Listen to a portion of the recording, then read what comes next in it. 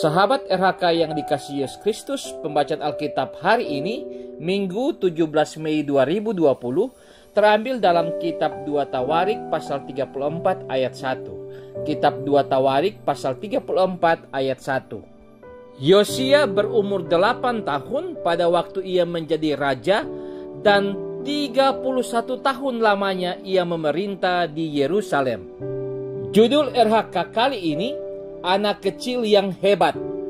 Sahabat RHK yang diberkati Tuhan, dalam sistem pemerintahan monarki yang dipimpin oleh seorang raja, maka ketika seorang anak dewasa yang memerintah menggantikan ayahnya adalah hal yang lumrah. Namun akan menjadi tidak lumrah bila yang menjadi raja itu anak yang masih kecil. Bukankah dalam pikiran orang dewasa menganggap anak kecil tidak tahu apa-apa? Sebab untuk menjadi pemimpin umumnya harus sudah dewasa. Dewasa dalam hal ini memiliki kematangan emosional, spiritual, sosial, dan intelektual. Yosia atau Yahweh menyelamatkan menjadi raja pada usia 8 tahun, menggantikan ayahnya Amon.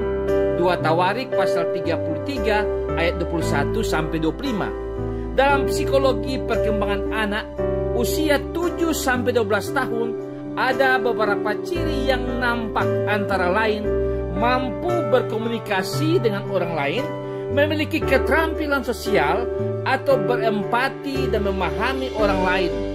Dari beberapa ciri ini kita dapat pahami bahwa ternyata anak di usia ini sudah memiliki potensi untuk memimpin, apalagi jika dia ada dalam rangkaian rencana keselamatan Tuhan.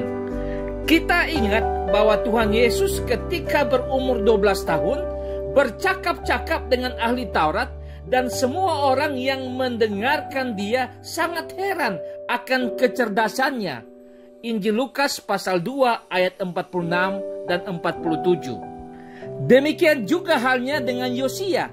Dia sedang dalam proses rencana selamat Tuhan Allah bagi umat Israel yang telah menyembah ilah-ilah lain. Yosia memerintah selama 31 tahun di Yerusalem, menunjukkan waktu yang cukup lama, dan ia telah membuktikan kemampuannya dengan melakukan reformasi keagamaan di Israel. Sebagai keluarga Kristen, anak merupakan anugerah Tuhan yang telah dibentuk sejak dalam kandungan ibu. Kita memahami bahwa Tuhan Allah memiliki rencana yang indah bagi anak-anak sekalipun masih kecil. Tuhan Yesus memberkati anak-anak ketika dibawa oleh orang tuanya. Injil Markus pasal 10 ayat 13 sampai 16. Selain itu juga anak dijadikan model untuk masuk kerajaan Allah.